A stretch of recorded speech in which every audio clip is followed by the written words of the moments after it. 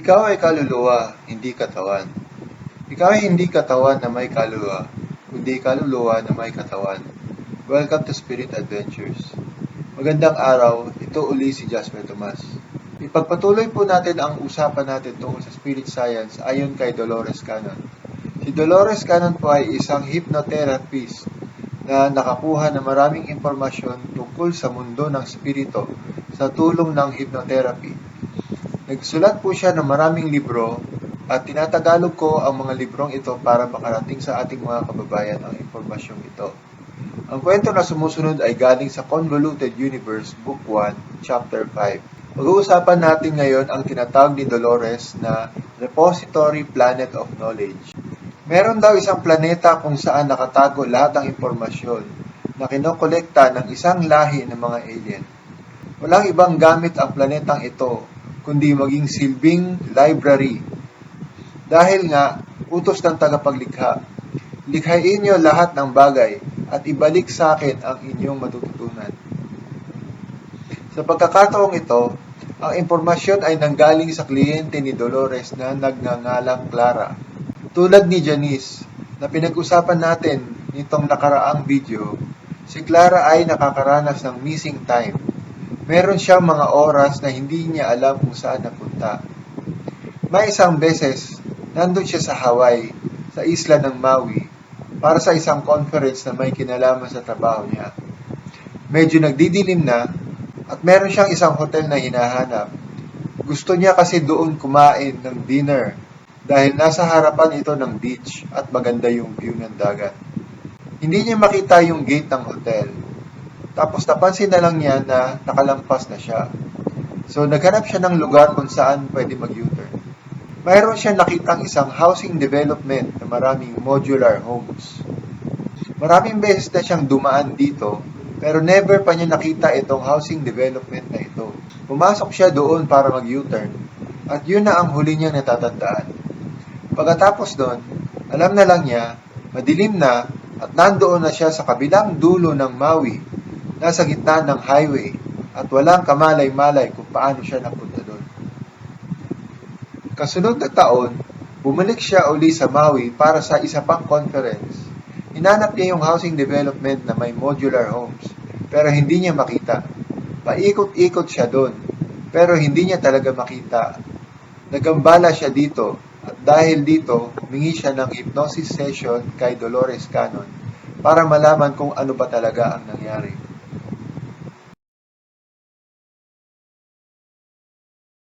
So nandun na si Clara sa clinic ni Dolores, nakahiga sa kama at naka-hypnotize.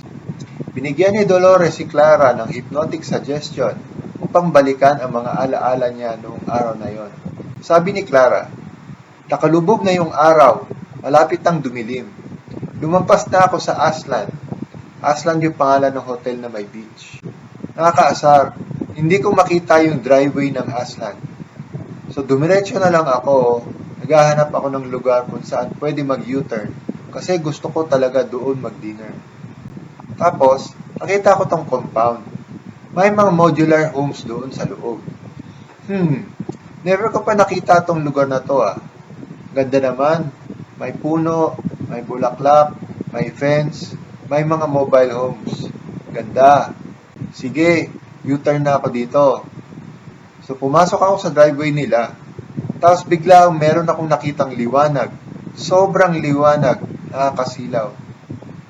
Sa puntong ito, bumibilis ang paghinga ni Clara. Bumababa itong liwanag galing sa langit. Liwanag! Yung liwanag parang funnel, parang imbudo. Tapos yung maluwag na parte ng imbudo nakaturo sa akin.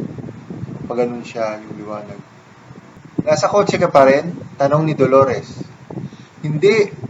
Wala na yung kotse. Wala na rin yung katawan ko. Basta't ako na lang. Para na akong parte ng liwanag na to. Yung boses ni Clara, hindi siya makapaniwala sa nangyayari. Para akong lumulutang, sabi ni Clara. Malalim ang paghinga ni Clara. Para akong bahagi ng liwanag na to. Para akong gumagalaw, pero hindi ko alam kung saan ako papunta. Okay siya. Masarap ang pakiramdam. Tumatawid ako sa mga kulay, sa lugar, sa panahon. Wala kang nakikita? Tanong ni Dolores. Colors at golden light. Kulay ginto. Napaka-peaceful. Sobrang relax na si Clara ngayon. Sabi niya, pakiramdam ko, ako ang lahat, at ang lahat ay ako. Lahat ang nandun, lahat ang nandito. Lahat. Meron ka bang nararamdaman na paggalaw, pagpunta sa ibang lugar? Sagot ni Clara, oo, paakyat, pag-angat, pagpunta sa ibang lugar, sa ibang panahon. Sabi ni Dolores, tingnan natin kung saan ka napunta. Sabi ni Clara, kararating ko lang. Para siyang, ang hirap i-explain. May malawak na lupain, may mga building, color gray at makintab, parang granite. Gusto mo ba pumunta doon sa building? Tanong ni Dolores. Oo, pero parang hindi, sabi ni Clara. Wow, grabe, andito na talaga ako. Parang sa puntong ito, umiiyak na si Clara. Hindi maintindihan ni Dolores kung bakit emosyonal si Clara. Akala ko hindi na uli ako makakarating dito, sabi ni Clara. Ano ibig sabihin mo? Tanong ni Dolores. Para akong umuwi. Ngayon, umiiyak na talaga si Clara. Alam mo tong lugar na to? Tanong ni Dolores. Oo, alam ko to. Pero malayo, matagal nang nakalipas. At hindi ko alam na makakabalik pa pala ako dito. Humahagulgol na si Clara. Masarap yung pakiramdam, sabi niya. Hindi ito ang unang panahon na nakaranas si Dolores ng hypnosis session kung saan ang kliyente niya ay umuwi sa ibang planeta. Nangyari din ito kay Phil. At ang kwento ni Phil ay nakasulat sa isa pang libro ni Dolores na may pangalang Keepers of the Garden. May nakikita ka bang mga tao? Tanong ni Dolores. Sagot ni Clara, wala pa, kararating ko lang. Hindi nila ako inaasahan. At hindi ko rin inaasahan. Wow, grabe. Kala ko talaga hindi na ako makakabalik dito. Biglaan talaga.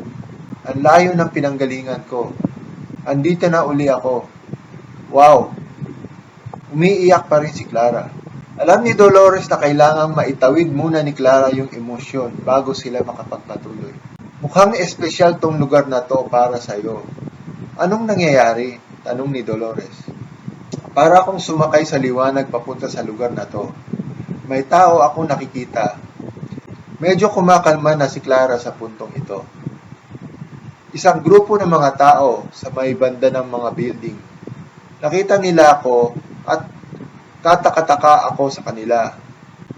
Hindi ako gray tulad nila. Liwanag ako. Nilalang ako nagawa sa liwanag. Nagtataka sila. Gusto nila malaman kung ano ako. Curious din ako. Nabanggit ni Clara na gray ang mga taong ito. Gray, ibig sabihin, yung lahi ng alien na tinatawag nating gray. Brown yung ulo nila, medyo oblong. Matulis yung baba. Malaki yung ulo, maliit lang ang katawan. Halos di mo na makita yung katawan. Yung mukha, madaling makita na matalino sila. Nahirapan mag-explain si Clara, pero at least hindi na siya umiiyak. Ano ang suot nila? Tanong ni Dolores. Parang bodysuit. Isang buong piraso mula leeg hanggang paa. Gray, makintab. Maliwanag ka sa paningin nila? Tanong ni Dolores. Liwanag ako. Gawa sa liwanag ang katawan ko. Curious sila na liwanag ako. Lumapit sila sa akin. Gusto nila akong hawakan. Parang ayoko, hindi ko alam kung anong mangyayari. Payat ang kamay nila, mahaba yung daliri. 3 lang daliri nila. May pang-4 na maliit, parang umbok lang.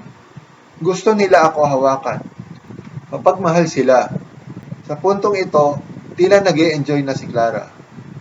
Parang alam nila kung ano ako, kung sino ako.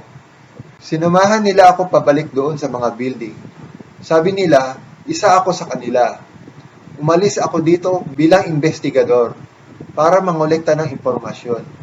Kinailangan kong maging nilalang na liwanag para pumunta sa ibang lugar, para pumunta sa ibang panahon. At ngayon, nakabalik na ako. Matagal ka bang nawala? Tanong ni Dolores. Matagal na panahon. Matagal na matagal na matagal na panahon. Pero kilala ka pa rin nila? Tanong ni Dolores. Oo, pero hindi agad. Hindi sila siguradong ako nga ito. Ngayon nakilala na nila ako. Alam nila, ako yung pinadala dati. Marami ba silang tao na pinapadala gaya mo? Tanong ni Dolores. Siguro isa kada 1,000 taon o 2,000 taon. Bakit nila gustong kolektahin mo yung impormasyon? Para itago yung kaalaman. Para hindi mawala yung kaalaman, sabi ni Clara. Ibig sabihin, itong impormasyon, hindi nila ito kasaysayan. Kasaysayan ito ng ibang lugar at ibang panahon. Bakit sila interesado kung hindi ito kanila? Tanong ni Dolores. Sagot ni Clara, kasi nabalitaan nila itong lugar na to at para matutunan nila yung kaalaman. Para hindi mawala yung kaalaman. Paminsan-minsan, may isa sa kanila na mapipili para mangolekta ng kaalaman. Ipapadala sila sa ibang galaxy, sa ibang panahon, para kolektahin yung kaalaman at ibalik dito sa planetang ito. Mahalaga kasi ang kaalaman. Ang paglikha, kailangan ng kaalaman. Kapag may bagong kaalaman, ang creation ay pwedeng mag-expand. Pag nag-expand ang creation, pwede itong maghiwalay at maging bagong creation, bagong nilikha, bagong time and space. Sasakay ka sa liwanag, sa isang sasakyan na gawa rin sa liwanag, para pumunta sa ibang lugar at panahon. Kung titingnan mo itong sasakyan na ito mula sa isang dimension, mukha siyang liwanag. Sa ibang dimension, para siyang oblong, para siyang bilog at kulay silver. Ibig sabihin, meron silang sasakyan na parang UFO. UFO yung hugis nito sa ibang dimension. Pero sa dimension natin, hindi natin makita itong sasakyan na ito maliban sa gawa siya sa liwanag. Solid ba to? Physical ba to? Tanong ni Dolores. Pwede siya maging pure energy. Pwede siya maging physical. Sagot ni Clara. Hindi ba pwedeng kasangkapan lang ang ipadala para mangolekta ng kaalaman? Tanong ni Dolores. Pwede, pero minsan, may nilalang na gustong pumunta, sabi ni Clara. Okay, konting explanation. Itong mga nilalang na ito, advanced na sila. Ibig sabihin, nandun na sila sa punto na hindi nila kailangan ng katawan. Pwede na sila maging pure energy. Para silang si Jesus na naging pure energy. Kaya lang sila may katawan ay para makilala nila ang isa't isa. Kasi nung unang panahon, nung umalis yung kaluluwa ni Clara mula sa planetang yun papunta sa Earth para mangolekta ng impormasyon, may katawan pa sila nun. Mula nun, nag-advance na sila sa punto na hindi na nila kailangan ng katawan. Liwanag na rin sila, gaya ng kaluluwa ni Clara. Yung sasakyan nila, ganun din. Pure energy din. Pero, pwede bigyan ng itsura. Itsura lang. Kasi, ganun din, nung unang panahon, ganun yung itsura ng sasakyan nila. At dahil pure energy itong sasakyan, kaya nitong tawirin ang time and space. Kaya nitong mag-teleport at mag-time travel, kumbaga. Pero anytime, pwede sila lumikha ng anyo at katawan para sa sarili nila at sa sasakyan nila. Ngayon, bakit kailangan ipadala ang isa sa kanila para mangolekta ng impormasyon? Kasi, iba pa rin yung nandun ka. Na-absorb mo kung anong nangyayari, kaysa magpadala ka lang ng robot na may camera. Ibig sabihin, iba pa rin yung nandun ka mismo. Okay. Ngayon, nandun na sila sa loob ng building. Nag-anyong alien na si Clara at naupo sila, nagkwekwentuhan. Pero yung kwentuhan nila, yung mga utak nila ang nag-uusap. Telepathy, isip sa isip. Hindi kailangan ng boses. Kasi mas mabilis yung ganun. Paminsan-minsan, Bigla na lang silang tatawa. Marunong rin silang magpatawa. Sa ganitong paraan, yung libong taon na karanasan niya sa Earth, ina-upload niya at sinesave niya doon sa planetang yon. Lahat ng bagay doon, yung mga nilalang, yung mga bato, yung building, yung buong planeta, parang computer yung buong lugar na yon na may kakayahang mag-absorb ng kaalaman. Ina-absorb ng buong lugar yung karanasan na dala ni Clara. Tanong ni Dolores, so, kung nakasave dito ang lahat ng kaalaman, sino ang pwede pumunta dito para basahin yung kaalaman? Sagot ni Clara, kahit sino. Kahit sino sa kahit anong galaxy. Kahit tayo dito sa Earth. Kailangan mo lang ng susi. Ang susi na ito ay ang pagpasok sa sarili mong kalooban. Kahit sino, kailangan lang nila na pumasok sa loob ng puso nila, sa loob ng isip nila. Dahil doon sa loob ng bawat isa ang lahat ng kaalaman. Pag nagawa mo yun, gustuhin mo malaman ang kahit ano at kusa darating sa iyo ang kaalaman dahil sa pagmamahal. Dahil bawat isa sa atin, mahal ng Diyos. Mahal tayo ng universe. Ask and you shall receive. Pero kailangan patahimikin mo muna ang isip at puso mo. Napakahalaga pala ng tungkulin mo, sabi ni Dolores. Ito ang purpose ng buhay ko, sabi ni Clara. E di gaano ka katagal dyan sa planetang yan? Tanong ni Dolores. Mananatili ako dito, sabi ni Clara. Dito sa sinabi ni Clara, nagulat at nagambala si Dolores. Kung mananatili ang kaluluwa ni Clara doon sa planetang yon, paano yung katawan ni Clara na nandito sa klinika niya? Mamamatay ba si Clara? Ayaw na ayaw pa naman ni Dolores na may mangyaring masama sa mga kliyente niya. Posible bang magkasabay na nandoon siya sa planetang yon at nandito siya sa klinika sa Earth? Sagot ni Clara, pinadala si Clara sa Earth para mangolekta ng kaalaman.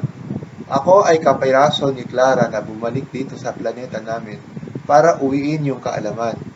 Mayroong splitting of energy, kumbaga. Kaya ng kaluluwa na kapiraso ko ay nandito sa Earth at kapiraso ay nandun sa planetang yon.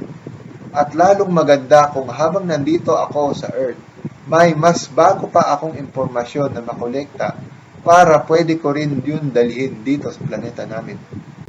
Ibang-iba to sa paniniwala ni Dolores at hindi pa niya kayang i-absorb itong bagong impormasyon na to. Pwedeng mag-split ang kaluluwa. Pwedeng magkaroon ng dalawa o higit pang karanasan na sabay ang isang kaluluwa. Pag-iisipan na lang niya mamaya. So, binalikan na lang niya yung unang tanong kung ano nangyari doon sa Maui. Ganito pala yung nangyari. Yung lugar kung saan nag-U-turn si Clara, yung housing development na yun, nilikha lang daw ng spirit yun para sa kanya, para lang sa panahon na yun. Kumbaga, ilusyon lang yun. Sinadya ng spirit na hindi makita ni Clara yung entrance ng hotel na hinahanap niya.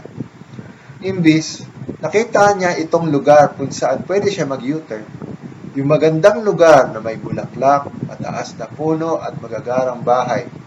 Para ma-relax siya at madaling makalabas yung parte ng kaluluwa na kailangan lumabas.